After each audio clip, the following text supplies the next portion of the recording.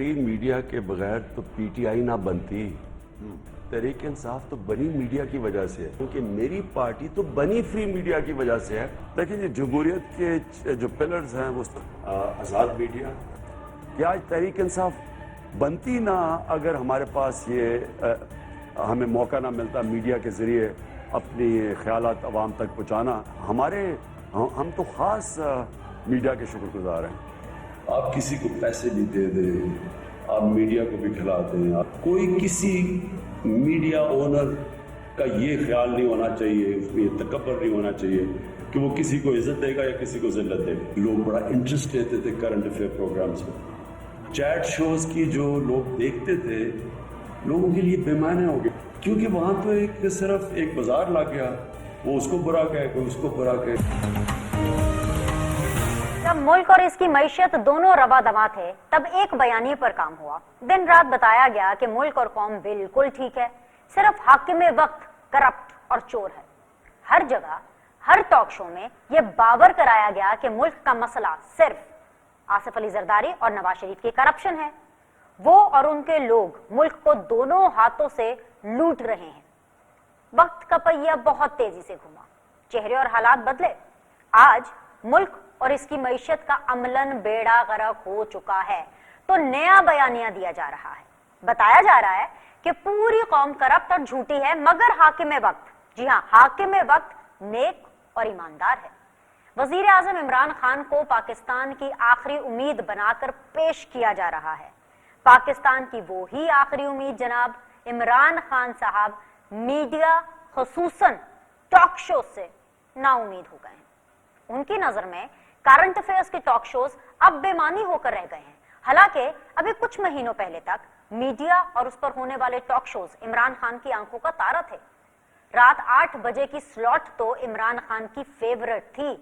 वो अक्सर रात 8 बजे से 9 बजे तक बिला रोक टोक कौम से मुखातिब हुआ करते थे। अपनी तहरीक की कामयाबी का सेहरा वो अक्सर इसी मीडिया के सर रखते थे। आज इमरान खान वजीर आजम बन चुके हैं। मकसद पूरा हो जाने के बाद 8 बजे की स्लॉट समेत पूरे के पूरे मीडिया को धुतकारा जा रहा है। सियासतदानों के बाद अब मीडिया को बेतौकीर करने की ठानी जा चुकी है। हरबे भी वही देखे सुनने से हैं।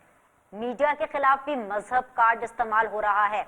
मौलाना के इजहार के बाद वजीर आजम इमरान खान का यूं मीडिया से बेजार होना और उसके बाद सोशल मीडिया पर होने वाली ट्रेंडिंग अकल वालों के लिए इसमें निशानियां हैं। अगर तरीका और हरबा वही पुराने हैं तो फिर अंजाम मुख्तलिफ कैसे होगा। अस्सलाम वालेकुम, खुशामदीद कहते हैं आपको सीधी बात बीनर सलीम के साथ में। और आज सीधी बात बीनर सलीम के साथ में रमजान के हवाले से हम अपना पहला शो कर रहे हैं। आपको रमजान की बहुत बहुत मुबारकबाद हो।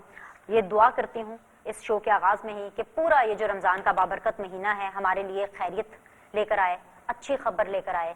कोरोना जैसा जो वायरस है वो उससे हमारी जल्द अज जल्द जान छूटे। और अब अपने पैनलिस्ट से आपका इंट्रोडक्शन करा देती हूँ। फारूक हबीब साहब हैं, सिटिंग एमएनए हैं, पाकिस्तान तहरीक इंसाफ को रिप्रेजेंट कर रहे हैं। अस्सलाम वालेकुम, खुशामदीद। रुमीना खुर्शीद आलम साहिबा हैं, सिटिंग एमएनए हैं, पाकिस्तान मुस्लिम लीग नून को रिप्रेजेंट कर रही हैं फ्रॉम द ऑपोजिशन बेंचेस। अस्सलाम वालेकुम, खुशामदीद। अब से थोड़ी देर में हमें पाकिस्तान पीपल्स पार्टी की भी सीनियर रिप्रेजेंटेशन ज्वाइन करेगी। सुहेल अनवर सियाल साहब हैं, सूबाई वजीर हैं सिंध के, वो हमारे साथ बने होंगे स्काइप के जरिए। आपको भी खुशामदीद, बहुत बहुत शुक्रिया ज्वाइन करने के लिए। End of course Betul Islam welfare trust, वो एक कोलैबोरेशन जो कि हमारी इस फोरम पर उनके साथ चल रही है, ताकि इस मुश्किल वक्त में जो हमारे बहन भाई हैं वो एक कंफर्टेबल तरीके से अपने इस रमजान के पीरियड को और इस कोरोना के और इस लॉकडाउन के पीरियड को गुजार सके, उनसे भी हम बात करेंगे। सीधा सवाल फारूक हबीब साहब, मैं आपकी तरफ आऊंगी। अस्सलाम वालेकुम, आपको रमजान की बहुत बहुत मुबारकबाद। उम्मीद करती हूँ कि आपके रोजे अब तक अच्छे गुजर रहे होंगे और आगे भी अच्छे ही गुजरें। माजी में इमरान खान साहब या पीटीआई का जब भी हम नाम लेते थे या उनसे बात करते थे तो वो हमेशा यही कहते थे कि भाई मीडिया ने पीटीआई को बड़ा सपोर्ट किया है, पीटीआई को अगर जिंदा रखा है तो वो मीडिया है। नाम लेते थे इमरान खान साहब एंकर्स के कि ये वो एंकर्स हैं जिनकी वजह से मीडिया जो है उसका जो सर है वो बुलंद हो रहा है। इस दफा भी आपको फारूक हबीब साहब थोड़ा सा हौसला दिखाना पड़ेगा, थोड़ी सी हिम्मत दिखानी पड़ेगी और उन मीडिया एंकर्स के, उन मीडिया के नाम लेने पड़ेंगे लोगों के जिनकी वजह से आपको लग रहा है कि मीडिया की क्रेडिबिलिटी खराब हो गई है, जिनकी वजह से इमरान खान साहब थोड़े से बेजार हो गए हैं मीडिया से। क्योंकि अगर आप नाम लेकर स्पेसिफिकली नहीं बताएंगे तो फिर फारूक साहब मुझे आपकी क्रेडिबिलिटी पर भी सवाल उठाना पड़ेगा, पीटीआई की क्रेडिबिलिटी पर भी, हुकूमत की क्रेडिबिलिटी पर भी सवाल उठेंगे। जी सर। शुक्रिया बिनेश, आपको भी रमजान मुबारक। देखें, मामला ये है कि मीडिया तो जो है वो रियासत का चौथा सतून है और इसका एक अहम किरदार है माशरे के अंदर, और मैं समझता हूँ कि उस किरदार को किसी सूरत भी जो है हम उसे खत्म नहीं कर सकते। लेकिन अब डायनामिक्स चेंज होते जा रहे हैं आपके सामने। पहले किसी जमाने में जो है वो प्रिंट मीडिया का जमाना होता था, मैगजीन्स का जमाना होता था, उसके बाद प्रिंट मीडिया को और मैगजीन्स को काफी हद तक जो है वो उनकी एग्जिस्टेंस खत्म नहीं हुई, लेकिन उसको रिप्लेस जो है वो बड़ी तेजी से इलेक्ट्रॉनिक मीडिया ने किया। अब इसी तरीके से इलेक्ट्रॉनिक मीडिया के साथ साथ इसको बड़ी तेजी से जो है वो डिजिटल मीडिया ने इसको सोशल मीडिया जिसे हम बोलते हैं उसको बड़ी तेजी से रिप्लेस किया। और आप ही के बहुत सारे ऐसे एंकर्स हैं जिन लोगों ने अब अपने यूट्यूब चैनल्स बना रखे हैं जो बाकायदगी से अपने इन शोज को डिजिटल मीडिया के ऊपर जो है वो प्रमोट करते हैं। मैं समझता हूँ जो मीडिया ने जो हकायक हैं वो मीडिया हकायक जरूर अपने दिखाए, लेकिन मैं समझता हूँ कि आपकी अपनी सफ़ों के अंदर जो है वो काफी हद तक इसके अंदर इख्तलाफ पाया जाता है। अगर आप देखें तो बहुत सारे एंकर जो आपने खास हवाला दिया मौलाना तारिक जमील साहब की उस गुफ्तगू का, उसके बाद से ही ये सवालात बड़ी तेजी से उठना शुरू हुए। आपने भी वजीर आज़म की पुरानी तकारीरें और मौजूदा तकारीरों को मिलकर चलाना शुरू किया, तो उसमें आप ही के जो है वो कोलीग्स हैं वही मुतफिक नहीं है, उन्हीं की तरफ से जो है वो सवालात उठाए जा रहे हैं। और मैं समझता हूँ कि पहले आपको चाहिए कि आप अपनी सफ़ों के अंदर जो है वो एका करें, या आप लोग देखें कि आप लोगों की सतह के ऊपर जो है वो क्या बयानिया है, क्या आप लोग जो है वो दुरुस्त काम कर रहे हैं या नहीं कर रहे।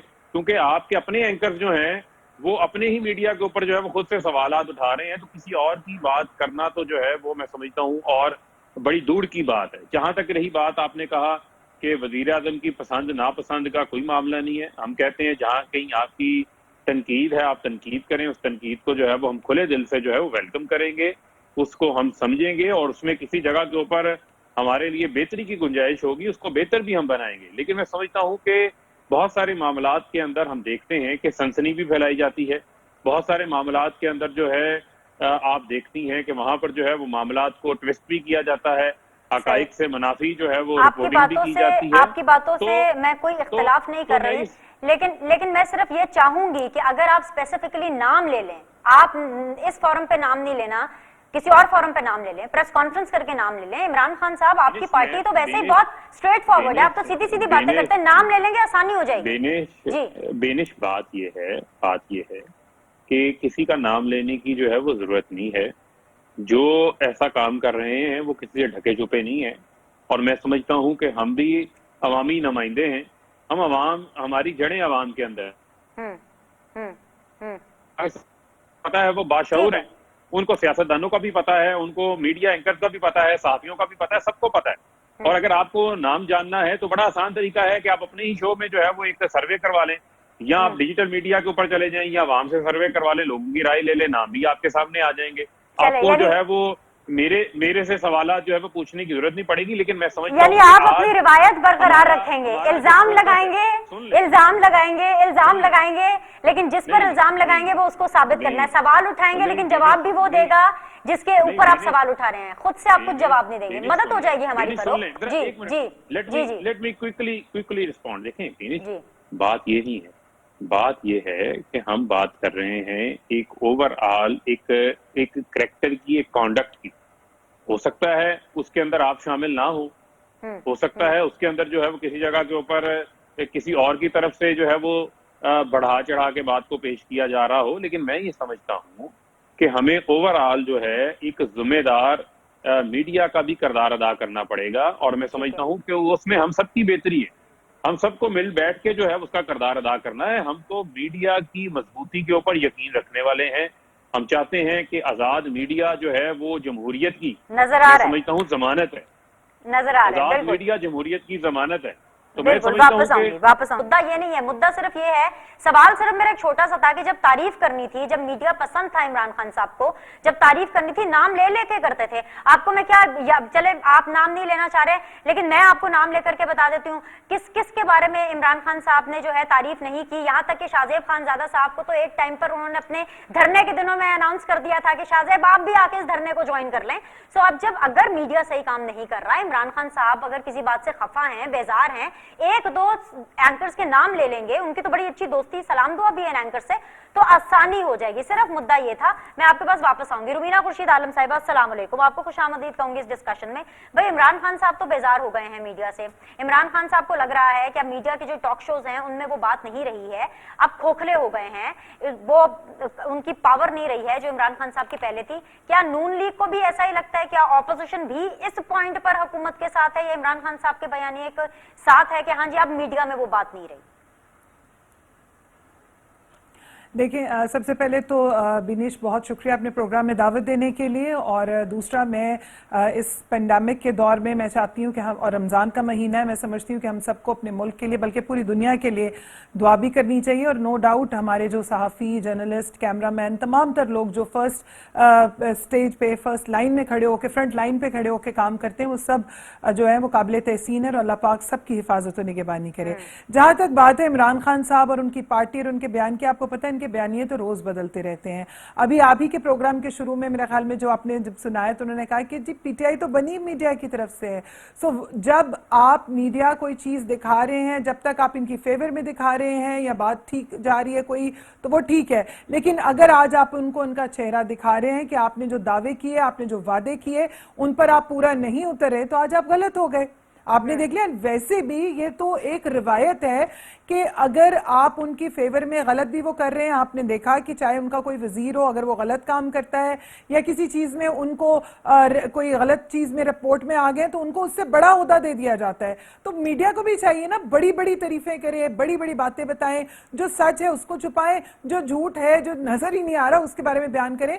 तो शायद इमरान खान साहब जो हैं, उनको प्राइम मिनिस्टर साहब सो कॉल्ड जोन से उनको ये लगेगा कि वो वाकई जो है ना मीडिया ठीक कर रहा है। और बाकी बात ये कि पीएमएलएन का जो भी आपको पता है कि हमारे दौर में जितना भी हमें कहा जाता था, तमाम तर चीजें जो थी वो ब्लैक एंड व्हाइट में भी मौजूद थी, और उसके बाद पार्लियामेंट की जितनी प्रोसीडिंग्स और जो भी काम हुए वो हुए, अच्छे बुरी हर चीज दौर में चीजें होती हैं। लेकिन जिसका बयान इस वक्त ये लोग कर रहे हैं और जिस सनसनी की बात कर रहे हैं, पता नहीं वो कौन सी सनसनी है जो मीडिया इनके खिलाफ फैला रहा है और जिससे इनको डर लग रहा है। और यू टर्न लेना तो पीटीआई का पुराना शेवा है, और वो फिर प्राइम मिनिस्टर यू टर्न ना ले तो वो फिर पाकिस्तान का प्राइम मिनिस्टर कैसे होगा? ठीक है फारूक साहब, ये आपने पीएमएलएन का तो मौक़िफ़ इसमें आपने सुन लिया, आप इसमें कुछ ऐड या रिस्पॉन्ड करना चाहेंगे तो कीजिए, इससे पहले मैं पीपल्स पार्टी की तरफ जाऊं। देखिए, बात यह है कि ये तो इनका अपना एक मौक़िफ़ है, और मैं उस तरफ नहीं जाना चाहता। जब इनका दौर था तो इनके दौर के अंदर जो है वो किस तरीके से पाबंदियां लगाई जाती थी, किस तरीके से जो है वो सहाफ़ियों को नौकरियां ले ली जाती थी। एक रिपोर्टर हैं, इमरान खान एक्सप्रेस के एंकर हैं, उन्होंने एक मियाँ साहब से सवाल पूछ लिया था, उसके बाद जो है वो 5 साल कहीं प्रोग्राम अपना नहीं कर सके थे। ये उनका खुद का बयानिया जो है वो मौजूद है। सॉरी तो मैं समझता हूं, इमरान खान की एग्जांपल बहुत पुरानी हो गई, उसके बाद वो शो कर रहे हैं, बहुत मेन स्ट्रीम शो कर रहे हैं। अब सुन लें, हम डॉक्टर दानिश की बात कर लेते हैं। नहीं, बहुत बेशुमार मसाले मौजूद है, बेशुमार मसाले मौजूद है। देखिए, सुन लें, मैं फिर उस तरफ नहीं जाना चाहता। देखें, इस मुल्क के अंदर अगर हकाइक सुनने हैं, हौसला है, तो इस मुल्क के अंदर जो लफाफा सहाफत का आगाज किया गया, जो एलडीए की प्लाटों की बंदरबांड 90 की दहाई के अंदर बुनियाद रखी गई थी, वो भी आपके जो पेशा है, उस आपके पेशे को भी जो है वो गंदा करने वाली पीएमएलएन है, लिफाफे बांटने वाले ये लोग हैं। अब मामला ये है कि हम अगर ये कह रहे हैं कि हम नहीं अब सुन लेना, जहाजों में ट्रेवल करने वाले तो आप हैं। अब हकाइक तो नाम ले ले यार, रुमीना भी बैठी है, सुहेल किससे डर रहे हैं? अब हकाइक सुन लें, उन्होंने भी हमें ये बताएं ना जरा, आप नाम ले लें ये मैं कि बातें ये इल्जाम क्यों लगा रहे हैं? साबित करें ना। लिफाफा लेकर प्रोग्राम करते हैं। अभी रुमीना भी उसका बारे में बता देगी, सुहेल साहब अपनी पार्टी के हवाले से बता देंगे। बताएं ना जरा, कोई एक लिफाफा बता दें फाइनेंशियली किस रंग का था, ये कराया, रुमीना ने इतने साथियों को शो करके पेड प्रोग्राम कराया, मुझे आवाज नहीं आ रही। देखें, सुन लें, आप जरा हौसला रखें। मेरे साथ ही मुख्तलिफ टीवी शोज के अंदर लोग आते हैं ना, वो जब आगे बात करते हैं। मेरे साथ ही हालिया दिनों में आरिफ हमीद भट्टी साहब जो है वो टीवी शो के ऊपर थे, ठीक है, वही ये बयान करने वाले हैं कि किस तरीके से जो है वो एलडीए की प्लाटों की बंदरबांट की गई, किस तरीके से जो है वो सहाफियों को खरीदा जाता रहा। ये किसी से ढका छुपा नहीं है। लेकिन मैं कहता हूं कि आज जो हमें चैलेंज दरपेश है वो चैलेंज हमें कोरोना का दरपेश। आज हमारा जो मतमन्ना नजर है, जो हमारा फोकस है, आज वो ये नहीं होना चाहिए। लेकिन अगर आप इसके ऊपर मुझे सुहेल साहब को शामिल करना है, सुहेल अनवर सियाल साहब, मुझे छोटा सा ब्रेक लेना है very quickly. Farooq, I got your point, I have to take a break, it's a hard break. एक ब्रेक लेंगे, ब्रेक के बाद वापस आएंगे तो सुहेल अनवर सियाल साहब हमारे साथ बिल्कुल लाइन पर बने हुए हैं, उनके साथ भी हम बातचीत करेंगे, उनको भी इस शो का, इस पैनल का हिस्सा बनाएंगे। Will be back in a bit.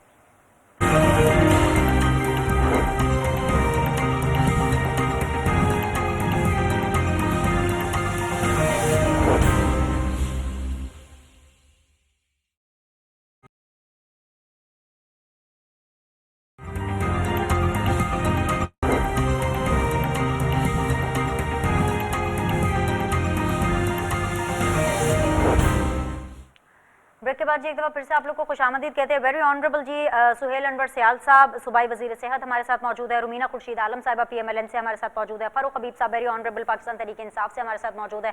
Suhail Anwar सियाल साहब, बड़ी हीटेड डिस्कशन चल रही है और क्योंकि अभी आप शो का हिस्सा बने हैं और काफी टाइम से आप सुन भी रहे थे इस डिस्कशन को, मैं आपसे यही सवाल करना चाहूंगी कि इमरान खान साहब की जो बेजारी है मीडिया को लेकर के, करंट अफेयर्स के प्रोग्राम्स को लेकर के, वो पीपल्स पार्टी को किस हद तक जायज लगती है? बिस्मिल्लाहिर्रहमानिर्रहीम जी, पहले वो मैं थोड़ी वजाहत कर दूं कि मैं मिनिस्टर सेहत नहीं, मिनिस्टर इरिगेशन हूँ।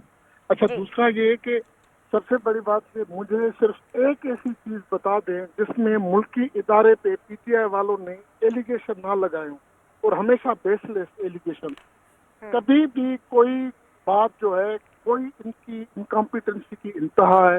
जिस फील्ड में जाएं, इतने दिन हो गए, इतने साल हो गए इनको गवर्नमेंट में आए हुए, कोई एक इदारा बता दे जो इनकी अहलियत की वजह से वो पॉजिटिव रुख पे चला हो। ये हमेशा एलिगेशन लगाते हैं विदाउट किसी मकसद प्रूफ के बगैर।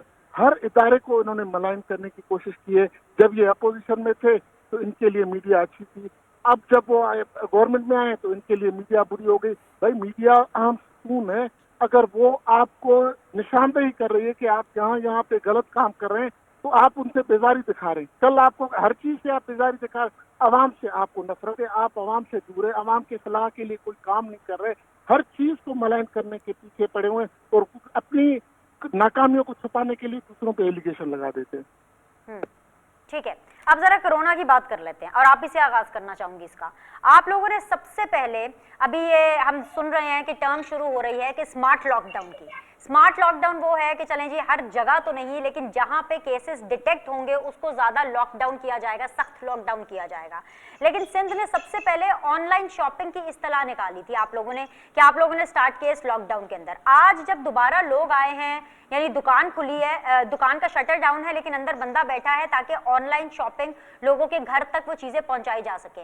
आज फिर से कोई नए SOP सामने आ गए हैं। ऐसे काम कैसे चलेगा? इस तरह से लॉकडाउन कैसे चलेगा? और इस तरीके से लोगों के चूल्हे किस तरह से ठंडे हो पाएंगे जिस तरीके से आप लोग ये इनिशिएटिव ले रहे हैं? सुहेल साहब जी, मैं आपको बताऊं कि जो चेयरमैन बिलावल भुट्टो जरदारी साहब और CM साहब ने जो इनिशिएटिव लिया लॉकडाउन का, ये दुनिया में आप देख लें, जो भी दुनिया में कंट्रीज हैं सब अभी तक लॉकडाउन की तरफ जा रहे हैं। जिन्होंने प्रॉपर लॉकडाउन किया वो उनके केसेस जो हैं वो उस तो नज तक नहीं जाए। आप देखें कि जो भी लॉकडाउन करें, आप कहें कि पार्शली था, कुछ भी था, आप अमेरिका और पाकिस्तान का कंपेयर कर लें कि ऑलमोस्ट सेम डेज में तकरीबन केसेस स्टार्ट हुए। आज अमेरिका की वो जो हिट कर गए हैं वो 6 लाख से ऊपर जो है वो इन्फेक्टेड हो गए हैं और 60,000 के लगभग जो है वो उनकी डेथ हो चुकी है। तो आप पाकिस्तान में भले वो कोई कैसा भी लॉकडाउन था लेकिन उसकी वजह से डेथ जो है वो खुदा न खासा कोरोना जो है स्प्रेड कम हुआ। और दूसरा आप जो कह रहे हैं कि एक प्रॉपर हमने होम डिपार्टमेंट ने SOP इशू की थी कि इस तरीके से आप जो है अपना बिजनेस स्टार्ट कर सकते हैं। अगर जो भी उसमें क्लियर कहा गया था कि जो भी वायलेशन करेगा उसके खिलाफ हम फाइन भी करेंगे, उसको SOP के जो खिलाफ वर्जी करेगा उसको फाइन भी करेंगे, उसके ऊपर जो है सजा का भी वो मुरतकब होगा और उसको जेल भी होगी अगर जो SOP फॉलो नहीं करेगा। तो हम SOP की तरफ जा रहे हैं क्योंकि खुदा न खासा अगर कुछ हो गया तो देखें जान वापस नहीं आ सकती, हर चीज वापस आ सकती है। ठीक है सुहेल साहब, प्लीज मेरे साथ बने रहिएगा। मैं फारूक, ये जो नई इस्तेलाह आई है स्मार्ट लॉकडाउन की, इसने एक दफा फिर से कंफ्यूजन फैला दी है। पहले दिन से ही कंफ्यूजन है, लॉकडाउन है कि लॉकडाउन नहीं है, लॉकडाउन है तो कितना लॉकडाउन है। फिर लॉकडाउन के अंदर रिलीफ दिया गया तो पता चला कि जी दर्जी के लिए रिलीफ है, प्लम्बर के लिए रिलीफ है, टेक्नीशियन के लिए रिलीफ है, लेकिन क्योंकि मार्केट्स बंद है तो वो भी अपना काम नहीं कर पा रहे, तो कंफ्यूजन कहीं ना कहीं प्रिवेल कर रही है।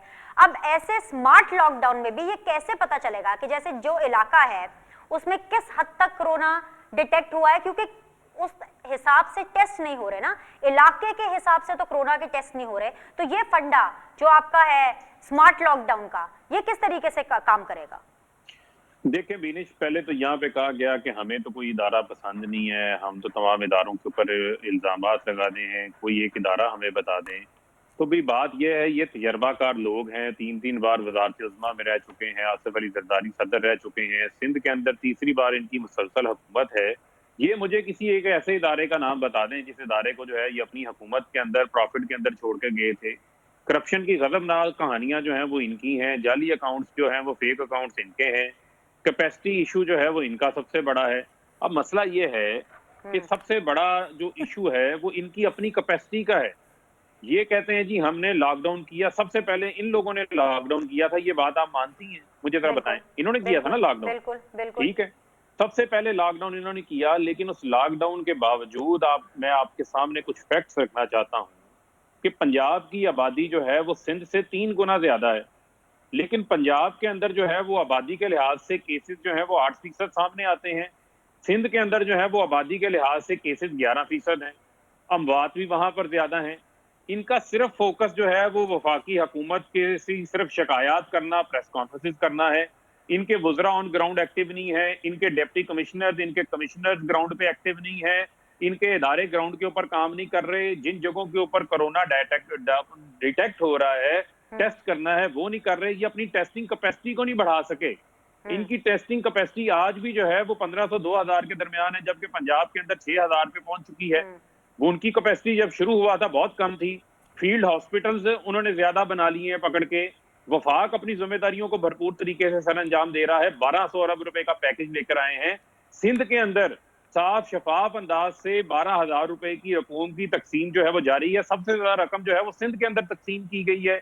इन्होंने क्या तकसीम करना था? इन्होंने कोरोना को रोकना था, लोकल ट्रांसमिशन को रोकना था, क्वारंटीन करना था लोगों को, ये वो नहीं कर सके। राशन तकसीम करने की बारी आई तो वो ये तकसीम नहीं कर सके। तो लेकिन बिलावल भुट्टो ने बीबीसी को इंटरव्यू दिया और उसमें उन्होंने कैटेगोरिकली कहा कि जो 18वीं तरमीम है उसकी इंटरप्रिटेशन गलत ली जा रही है। यानी उसमें ये कहा जा रहा है कि जो सेहत है वो सूबाई मामला है, कोरोना से लड़ना है तो वो सूबे के लेवल पे लड़ा जाए, विफाक उसके अंदर कोई सपोर्ट नहीं कर रहा। और जब सिंध के अस्पताल छीनने की बात, मुकम्मल सुन ले, छीनने की बात आती है तो विफाक को 18वीं तरमीम नजर नहीं आती।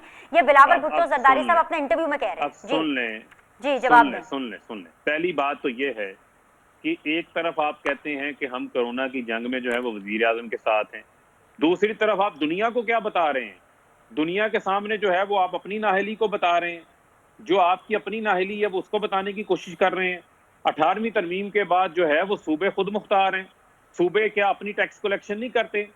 क्या सिंध की हुकूमत जो है ये बड़े कहते हैं, दावे करते हैं कि जनाब हमने सबसे ज्यादा टैक्स हम कलेक्ट करते हैं, तो 3% जो कराची पोर्ट के अंदर इंपोर्ट होती है, एक्सपोर्ट होती है, उसके ऊपर सर्विसेज टैक्स इन लोगों ने लगाया हुआ है। वो पैसा कहाँ पर है? वो पैसा उन पे लगाए ना, वो पैसा निकाले ना बिलावल हाउस के जो जाली अकाउंट्स हैं, जो ओमनी ग्रुप के अकाउंट्स में पड़े हुए हैं, फलूदे वालों के, मिर्चों वालों के, प्याज वाले के, अंडे वाले के अकाउंटों में जो पैसे हैं वो दें ना। गरीबों को क्यों नहीं देते? अगर वफाक इतनी मुश्किल हालात के अंदर इतने बड़े बड़े पैकेजेस दे रहा है कि आज भी वजीर आजम ने खजाने के मुंह खोल दिए। मजदूर आदमी पाकिस्तान के 60 लाख मजदूरों में 75 अरब रुपया मैं इसका जवाब ले लूं, फिर मैं मीना के पास मुकम्मल करने दें। नहीं बिनिश, मैं मुकम्मल करूंगा, मुझे 30 सेकंड दे दे। 30 सेकंड। आज वजीर आजम जो है छोटा ताजर जिसकी तादाद कमर्शियल बिलों के मुताबिक 32 लाख है, उनको उनके लिए 50 अरब का पैकेज लेकर आए हैं। छोटे सनत जिनके इंडस्ट्रियल कनेक्शन 4 लाख के हैं उनके लिए पैकेज लेकर आए हैं। ये पीएमएनएल पीपल्स पार्टी के दौर में सैलाब आते थे, जलजले आते थे, क्या ये उन लोगों के मुतासरीन के लिए कोई पैकेज लेकर आए थे आज तक? मुझे एक पैकेज का नाम बता दें जहां पर इन्होंने इमदाद की हो। वजीर आजम तो शुरू रोज से जो है वो गरीब आदमी का दर्द लेके बैठे हुए हैं। ये ठंडे कमरों में बैठने वाले हैं, एसीओं के अंदर बैठने वाले हैं, इनको आम आदमी के Oh मसाइल का God. नहीं पता, गरीब आदमी को क्या मुश्किलात आ रही हैं, मजदूर के चूल्हे ठंडे पड़े हुए ठीक है, हैं। पूछ ये लेते कराची हैं। के अंदर जो एसओपीज बना रहे हैं उन एसओपीज पे अमल दरामद करेंगे, प्रेस कॉन्फ्रेंस ना मैं करें। बोलूं खुदा कि- सुहेल का अनवर खौफ सियाल खाएंगे, साहब। हाथ जोड़ के इनको कहता हूँ। प्रेस कॉन्फ्रेंस ठीक है, सुहेल अनवर सियाल साहब, खजाने के मुंह खोल दिए आपके प्राइम मिनिस्टर ने, फिर भी आप लोगों से कोरोना के खिलाफ जंग नहीं हो पा पता रही। नहीं कौन सा खजाना। अभी पहले सबसे पहले मैं इनको जो है जिस एहसास कफालत का ये नाम दे रहे हैं वो भी बेनजीर इनकम सपोर्ट प्रोग्राम है। ये आप कह रहे हैं ना, अभी कहा इन्होंने कि इन्होंने कौन सा आवामी पैकेज दिया, उसी पैकेज को ये दूसरा नाम देके उसी को कंटिन्यू करने की नाकाम कोशिश करें जो है वो बेनजीर इनकम सपोर्ट प्रोग्राम। इन्होंने कहा कि कोरोना पे हमने कोई एक्शन नहीं लिया। इनकी नाअहली की वजह से पाकिस्तान से जो जायरीन आए पूरे मुल्क में फैल गए। इनकी नाअहली की वजह से जो रायवन में तबलीगी इज्तिमा हुआ उसकी वजह से आज हर शहर में कोरोना फैल गया है। इनकी नाअहली की वजह से अब जो सो कॉल्ड एहसास जो असल में बेनजीर इनकम सपोर्ट प्रोग्राम है वो अभी जो इन्होंने रशिया वहाँ पे जो विदाउट अनप्लान जो वो उन्होंने पैसे डिस्ट्रीब्यूट किए हैं वो आगे चल के जो कोरोना पे जो इफेक्ट करेगा वो सबसे बड़ा रीजन है। इनकी नाअहलियों की वजह से पूरा पाकिस्तान जो है ये कोरोना को भुगत रहा है, क्योंकि फेडरल मिनिस्टर भी अपना हेल्थ मिनिस्टर जो है वो खुद पीएम साहब है। पहले दिन से ही बिलावल भुट्टो जरदारी साहब ने कहा था कि कोरोना के ऊपर हम कोई सियासत नहीं करना चाहते, वो हमारे मुल्क के वजीर आजम है, वो हमारे सेहत के वजीर है। उन्होंने पार्लियामेंट कमेटी में अपनी जो पार्लियामेंट लीडर्स की मीटिंग थी स्पीच करके चले गए। अपोजिशन का काम होता है कि वो हुकूमत के खिलाफ काम करे, ये तो खुद हुकूमत अपने पैरों पे अब पास को छोड़ दें। अब खुदारा अवाम का जो ये जो रोना रो रहे हैं कि अवाम ने अवाम को हम ये कर रहे हैं, अब सिर्फ ये बिनिश कर लें कि रमजान में लोग, मैं इंटीरियर में रहता हूँ, लोग जो लोड शेडिंग की वजह से पहले से ही लॉकडाउन में घरों में बंद बैठे हैं, इनकी जो अनशेड्यूल्ड लोड शेडिंग हो रही है, लोग घरों में रह नहीं पा रहे। रमजान का बाबरकत महीना, फेडरल गवर्नमेंट से और तो कुछ नहीं हुआ, अब खुदारा लोगों को बिजली प्रोवाइड करें और बिजली के बिल जो हैं वो कुछ पे ऑफ करें ताकि लोग अपने घरों में ठीक है। कोरोना जैसे मुसीबत से बचाव कर सकें। बिल्कुल, आगे आपका पॉइंट। रुमीना खुर्शीद आलम साहिबा, खजाने के मुंह खोल दिए हैं आप लोग भी। जब से कोरोना आया है हुकूमत पर तनकीद पे तनकीद करते जा रहे हैं। मैं आपकी मुश्किल समझ सकती हूँ, मैं समझ सकती हूँ कि नायब ने नवाज शरीफ के खिलाफ जो है वो वारंट गिरफ्तारी जारी कर दिए हैं, इश्तिहारी करार देने के लिए एहतसाब अदालत जाने की बातें हो रही हैं, शहबाज शरीफ साहब है उनको बुलाया जा रहा है, आज जवेद लतीफ साहब नायब गए थे। I completely understand your problem. आप लोगों ने सिर्फ कोरोना से नहीं लड़ना बल्कि आपने इधर ये अपने केसेस वगैरह भी भुगताने हैं, लेकिन इसके बावजूद जो नैब का जो तरमीमी ऑर्डिनेंस है जो कि एक्सपायर हो चुका है, मुझे पता चला एहसन इकबाल साहब को मैं सुन रही थी, वो ये कह रहे थे, आपके पार्टी के सेक्रेटरी जनरल हैं, वो बिल्कुल ऑन बोर्ड हैं नैब में तरमीम के हवाले से जो ऑर्डिनेंस है उसको रिन्यू करने के लिए। So what is happening? मुझे आपकी तो स्ट्रैटेजी समझ में नहीं आ रही। पहली बात तो बीनिश ये है कि फ़ारूक जो हैं हमारे कुलीग भी हैं, इन्होंने कहा कि नाअहली का रोना रो रहे हैं हम सारे। तो मुझे बताएं कि वो वज़ीर आज़म जो हर मुल्क में जाके रोना रोते हैं, वो वज़ीर आज़म जिसने पहले दिन से कशकोल पकड़ा हुआ है, मुझे ये बताएं कि इधर उधर के तो अकाउंट्स की बात करते हैं ना, ज़रा फॉरेन फंडिंग के इसके ऊपर क्यों बात नहीं करते? और आज चले, मुझे तो वो पीपल्स पार्टी ने अपना मौक़िफ़ बयान किया, लेकिन हम सबको याद है कि मालियों के नाम पर भी अकाउंट्स बहुत सारे लोगों के थे। अब अलहदा बात है वो आजकल नज़र नहीं आते कि वो कहाँ गए, जहाज़ वाले जो थे वो कहाँ जहाज़ हो गए। लेकिन उसके बाद दूसरी बात जो सबसे ज़्यादा ज़रूरी है वो ये कि नाअहली किस किस की हम बात करें। यहाँ तो कैबिनेट का ही नहीं पता चलता, हर रोज़ वज़ीर बदला होता है, हर रोज़ हर चीज़ बदली होती है। और 18वीं तरमीम एक्चुअली प्रॉब्लम ये है कि ये लोग कभी भी बैठकर बात करना नहीं चाहते बिनिश, चाहे वो कोई भी सिचुएशन। और बात आ गई नैब के ऑर्डिनेंसेस की, या आपने ये बात कर दी कि हमारी लीडरशिप या हम लोग केसेस, तो हमको केसेस आज के तो नहीं लड़ रहे, हमें तो 2 साल बल्कि उससे भी ज़्यादा टाइम हो रहा है, हम तमाम तर चीज़ों को फेस कर रहे हैं।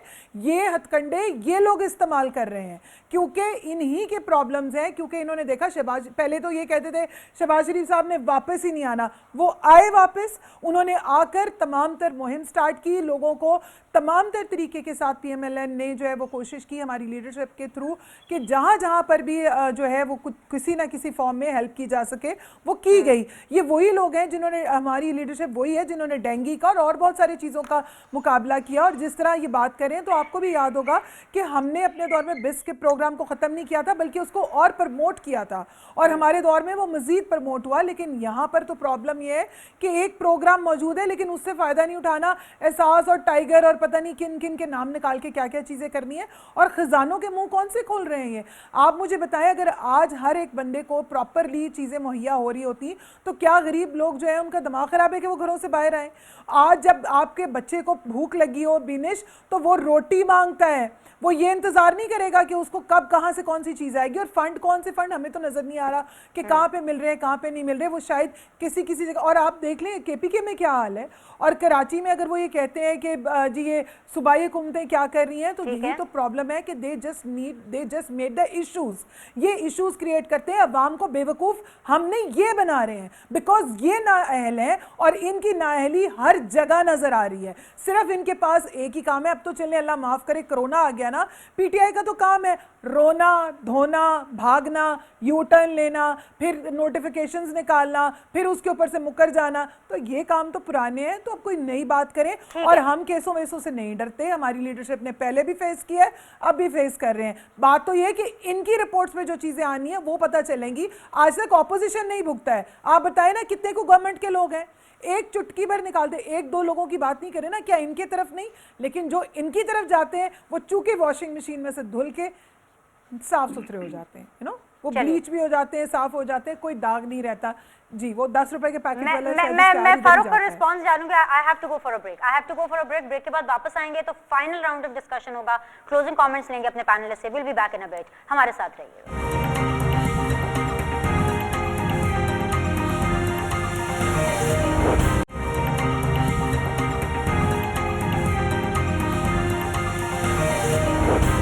वेलकम बैक जी। फाइनल राउंड ऑफ डिस्कशन है। फारूक हबीब साहब पाकिस्तान तहरीक इंसाफ से सिटिंग एमएनए, रुमीना खुर्शीद आलम साहिबा पीएमएलएन से सिटिंग एमएनए, सुहेल अनवर सयाल साहब सूबाई वजीर सिंध के हमारे साथ बने हुए हैं। फाइनल राउंड ऑफ डिस्कशन है।